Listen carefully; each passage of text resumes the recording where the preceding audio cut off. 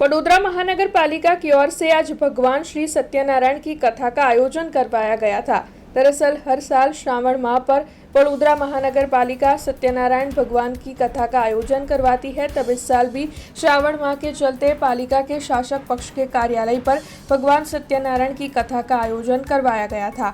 Mayor पिंकीबेन Soni के यजमान पद पर भगवान सत्यनारायण की कथा का आयोजन हुआ था। तब इस दौरान वडोदरा शहर भाजपा अध्यक्ष डॉक्टर जयप्रकाश सोनी, भाजपा महामंत्री जशवंत सिंह सोलंकी, साथ ही राकेश सेवक, डिप्टी मेयर चिराग बारोट, स्थायी समिति के चेयरमैन डॉक्टर शीतल मिस्त्री, शासक पक्ष के नेता दंडक समेत काउंसिलर्स बड़ी तादाद में मौजूद रहे थे। भगवान श्री सत्यनारायण की कथा के अंत में उपस्थित सभी की ओर से भगवान सत्यनारायण की आरती कर धन्यता का अनुभव किया गया था।